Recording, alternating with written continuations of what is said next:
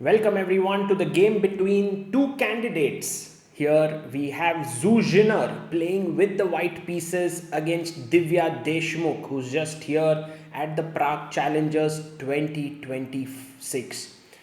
Divya and Zhu Jiner, two of the best female players on the planet right now, and this is going to be an absolutely amazing clash. Look at Zhu Jiner's rating, 2578. And Divya, by the way, had knocked her out from the FIDE Women's World Cup 2025 in round 4. But Zhu Jiner has a very good score against Divya by beating her in other Grand Prix and important events. So this will be a very fascinating clash between these two players. I'm very excited for it also. Kind of a prelude to their candidates clash that will happen very soon. Handshake and off we go. Zhu Jiner with the white pieces opens with pawn to d4. And let's see what Divya Deshmukh plays here. And Divya plays her knight out to f6.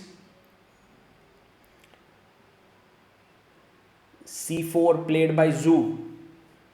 And these two players will definitely have some sort of a history between them. c5 by Divya, clearly showing her intentions that she is here for the kill. d5 played by Zhu Jiner. And now a very interesting idea is b5, the Benko, or e6, which is the Benoni. Divya goes for the Benko gambit. Lovely. This is so exciting. Zhu Jiner captures the pawn, asking Divya, well, a6, is that your idea? Well, of course, a6 is played. This is very brave and bold choice by Divya, because playing the Benko gambit against Zhu Jiner, who is like one of the best in the world, is never an easy choice. Now, the normal way to play Benko gambit is d6, g6, normally, but e6. So, Divya is mixing the Benoni and the Benko. It's like a complete soup here. But I think it's the modern way to play. e4 played by Zhu Jiner. And now, can we take this? Is this a good move? Knight e4? I'm confused. Because Zhu Jiner thinks, and look at Divya. And she takes on d5. What? Why? Why didn't she take this pawn? Knight e4. I mean, that looked like, I don't know, maybe Zhu Jiner had something on her mind. Maybe something like, here, queen f3, but then there's ed5. Maybe she wanted to take on e6, fe6, queen h5, g6, queen e5, knight f6. No, but this works out for Divya. So ed, and now white is better. I'm still a bit confused. Why did Divya not take on e4? In fact, that was maybe the best move. Bishop d6 played. Now Divya going for some kind of a snake Benoni. This is called the snake because the bishop goes something like this and is activated on the other diagonal. She castles. And already white seems to have excellent position. Black has to prove their compensation, but it's not so easy.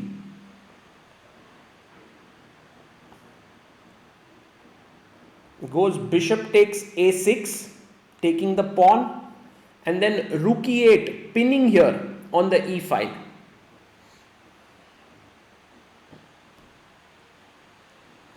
Is the idea. So quickly Zhu Jiner castles. And now Divya, well, the problem for Divya, of course, is that she's a pawn down. And the thing is, taking here on d5 won't be good. So after queen e2, which is what Zhu Jiner plays, taking on d5 would be a mistake because of queen d1 and you'll lose a piece. So h6 played here, stopping bishop g5. Zhu Jiner brings her knight out to c3. And Divya brings her rook to e8. Well, not a happy position to play for sure. Queen to c4. Puts the king back. And knight a6 played. She plays her bishop to e3. Somehow Zhu Jiner's moves are very easy to play. Just getting all the pieces into the game. Queen b8. And after queen to b8 here, Zhu Jiner plays her pawn to b4, b3. But now maybe queen b4 or knight b4. These are the possible moves in the position. Divya goes bishop c7, and we are talking about this snake Benoni where you play d6 and bishop comes out via a5. Divya going for that plan, and Zhu Jiner bringing her rook into the center of the board. Bishop comes to a5, trying to pressurize the knight on c3. Also the knight b4 and a2 pawn would be weak. So like Divya has some play going for her. d6 played here by Zhu Jiner. And is this pawn going to be a weakness? Bishop takes c3, a good move by Divya. She's fighting back and she can get this d6 pawn now. Knight e4, a good move, attacking the queen and also the pawn on d6. And here Zhu Jiner plays queen to b2. The knight jumps into b4. Suddenly you can feel it that Divya is having compensation now. a3 played and you go knight to c6 back. She brings her knight back. This knight can jump into d4 at the right time. Knight goes to d2, offering a trade. And now Divya has to tread carefully here. She takes the pawn. Maybe not the best decision because she's going to lose the c5 pawn. A better idea was knight d4 into the center of the position. Not an easy move to make. But knight d6, bishop c5. And now Divya goes knight f5. She has to hope that Zhu Jiner goes wrong here. But it's difficult because Zhu Jiner is so strong. Knight c4, a good move. Queen comes to b5, attacking the bishop. The d7 pawn is weak, by the way.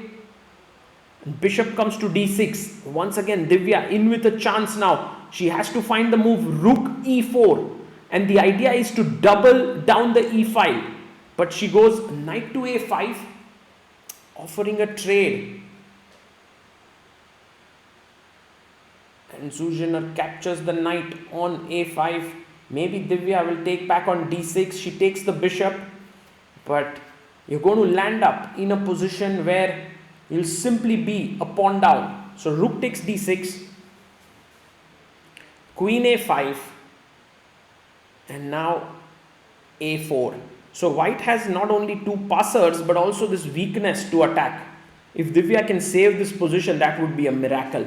Rook b8. And now a very cool move, rook d4.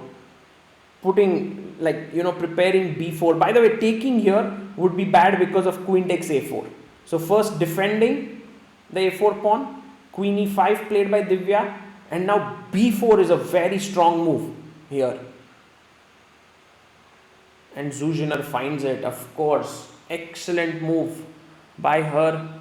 Rook a8, Divya playing with just 4 seconds. She has to make 11 more moves to reach move 40. a5, but her position is beyond repair now. Rook e6. Just coming out of the pin. Queen d2 seems like the right move here. Yes, queen to d2. Attacking the pawn on d7. And Divya's last hope here is to try for some kind of a mating attack, but Zhu Jiner just stops it with g3. And d6 played, bringing the rook to the open file, rook e1. And after now queen to b5, you can pick up the pawn on d6. That's a juicy pawn. Takes it.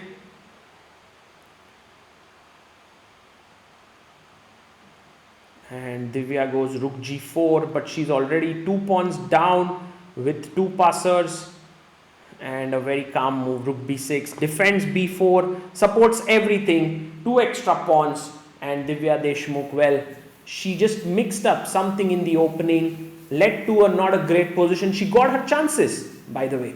She got her chances in the game, but it was not to be. And resignation there. Zhu Jiner scores an important win, not just from the perspective of this tournament, where Divya has 1 point, 2 draws and 1 loss.